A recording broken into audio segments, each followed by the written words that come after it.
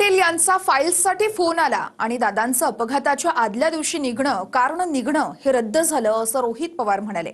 मात्र प्रफुल्ल पटेल यांनी दादांसोबत रात्री 8 ते 8:30च्या दरम्यान बोलणं झाल्याचं म्हटलंय।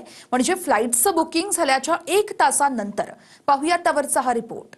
अगली ही रात को करीब 8-8:30 बजे का समय था। फोन किया और कहा कि कुछ सार्वजनिक काम थे कि अब अपनी मुलाकात कब होगी। प्रफुल्ल भाई मराठी में बोले, प्रफुल्ल भाई आता आपली भेट होणार नाही। पूर्व विदर्भातल्या नेत्याचा फोन अजितदादांच्या अपघाताच्या आदल्या दिवशी दादांना आला आणि त्यामुळे निघण्यास उशीर झाला असा दावा रोहित पवारांनी केला होता। आता प्रफुल्ल पटेलांनी अजितदादांसोबत रात्री 8 ते 8:30च्या दरम्यान फोनवरून बोलणं झालं असं म्हटलंय। दिल्लीमध्ये श्रद्धांजली सभेमध्ये त्या फोन कॉलचा खुलासा प्रफुल्ल पटेलांनी केला।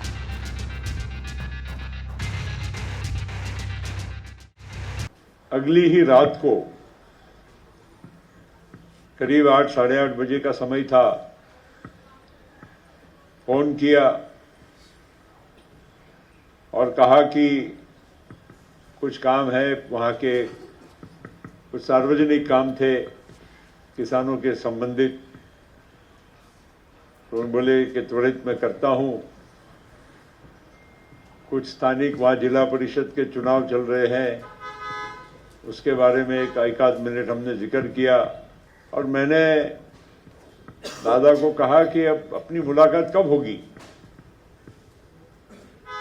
अब देखो, इसको नियति कहते हैं, संयोग कहते हैं, जो भी कहे, इसके शब्दों में मैं वर्णन नहीं कर पाऊंगा।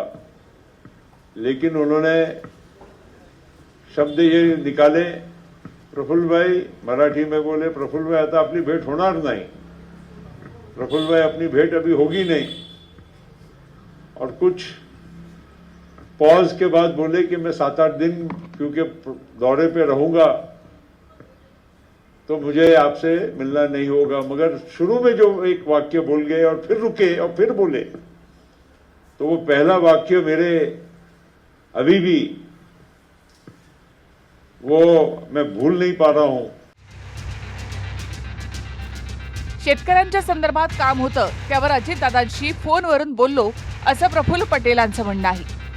28 तारखेला अजितदादांच्या विमानाचा अपघात झाला, पण त्याआधी 27 जानेवारीला अजितदादा संध्याकाळी 5:30च्या दरम्यान मुंबईमधून निघणार होते।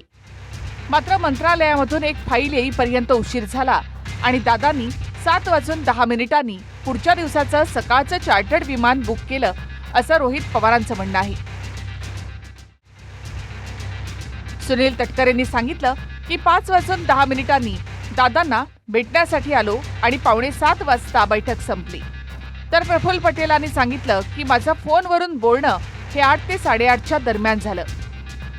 पटेलांच्या सांगण्यावरून अर्थ असा होतो की दादांचं कार न जाणं रद्द झाल्यानंतर आणि पुढच्या दिवसाचं विमान बुक केल्यानंतर दादांशी फोनवर बोलणं झालं। म्हणजेच अपघाताच्या आदल्या दिवशी कार न जाणं रद्द होणं आणि फोन कॉलचा काही संबंध नाही। आणि अजितदादांच्या राष्ट्रवादीचे प्रवक्ते सूरज चव्हाण यांनी रोहित पवारांवर अप्रत्यक्ष टीका केली। अपघाताच्या चौकशीच्या मागणीवरून इव्हेंट करू नये असं सूरज चव्हाण यांनी म्हटलं। उशीर झाला बैठकीला, त्यानंतर एक कुठला तरी फोन आला, तो कोणाचा आला तर लोकांना कळलेलं आहे। फाईल मुद्दामून तिथल्या तिथं सही झाली पाहिजे असं कुठेतरी इच्छा एका मोठ्या नेत्याने फोनवर व्यक्त केली। दादानी ती सही केली आणि त्यानंतर 7:13ला विमानाचं बुकिंग झालं।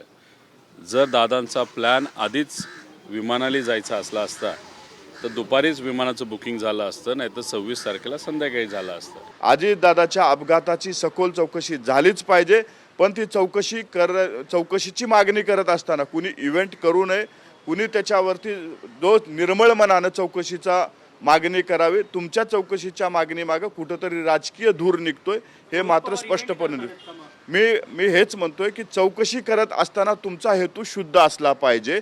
तुमच्या चौकशीच्या मागणीमागं कुठंतरी राजकीय धूर दिसतोय, राजकीय धूर दिसतोय। राजकीय धूर इव्हेंट नाही, त्यांच्यात अनेक लोक आहेत ज्या पद्धतीनं ते बोलतायत आम्हाला कुठंतरी वाटतो ह्याच्यामधून राजकीय वास यायला लागलाय. तर रोहित पवारांनी ट्विट करून पुन्हा अपघात आणि मुख्य पायलट सुमित कपूर यांच्यावर संशय व्यक्त केला. अहमदाबाद विमान अपघातामध्ये पायलटनंच फ्युएल स्विच बंद केल्याची बातमी बघता अजितदादांच्या विमान अपघाताबाबत व्यक्त केलेला संशय अधिक बळावला.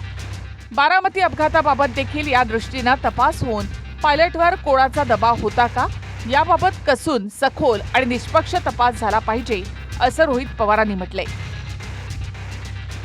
दरम्यान दादांच्या अपघाताची चौकशी आता एअरक्राफ्ट ॲक्सिडेंट इन्व्हेस्टिगेशन ब्युरो अर्थात AAIB करणार आहे अशी माहिती प्रफुल्ल पटेल यांनी दिली.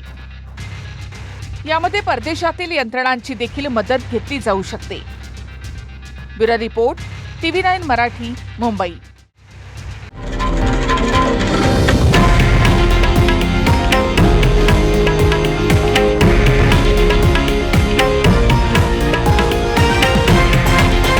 हे आहे देशातील नंबर 1 न्यूज नेटवर्क आणि आपण पाहत आहात TV9 मराठी, एकमेव.